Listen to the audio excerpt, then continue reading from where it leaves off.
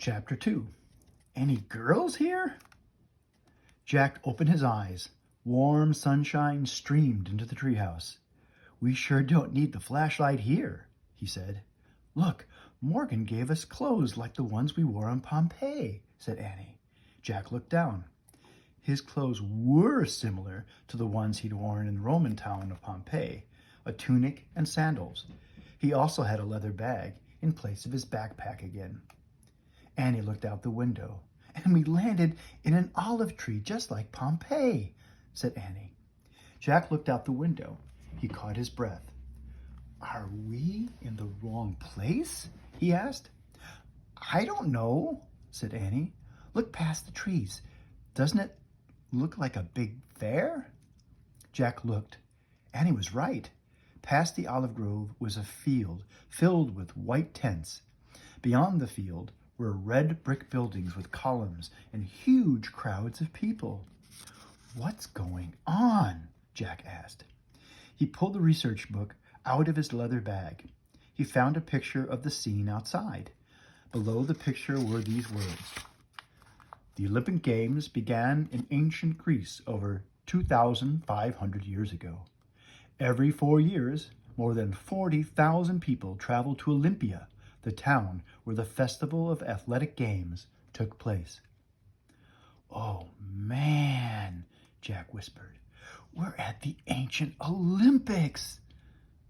Cool, said Annie. Jack wrote in his notebook, Olympia, first Olympics take place. Come on, let's go watch, Annie said. She started down the rope ladder. Jack threw his notebook and research book into his leather bag.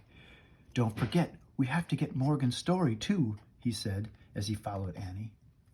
Annie waited as Jack stepped to the ground. Then they walked through the olive grove to where the tents were. Jack heard pipe music and smelled food roasting over fires. Groups of men talked excitedly to one another. That's funny, said Annie. I don't see any girls here. Oh, sure, there are girls, said Jack. Where? Said Annie. Show me.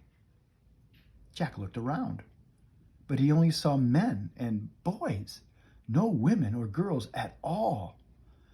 Then he saw an outdoor theater. A woman was standing on the stage. She had yellow hair and a purple tunic. There, said Jack, pointing. What's she doing? Asked Annie.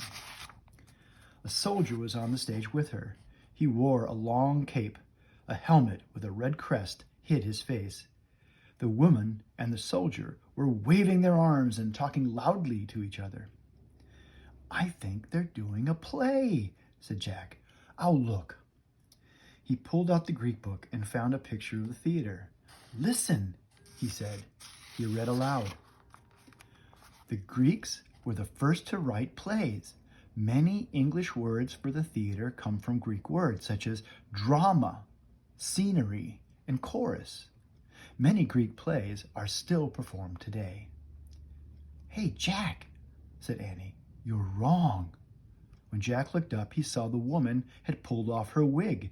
It was a boy dressed up as a woman. See, even she's a boy, said Annie. That's weird. Said Jack. He went on reading. A few actors would play many different parts in the same play. Women were not allowed to act, so men played the female roles too. That's not fair, said Annie. What if a woman wanted to be in a play? Don't worry about it, said Jack. He put the book away. Let's just peek at the Olympics, then find our story.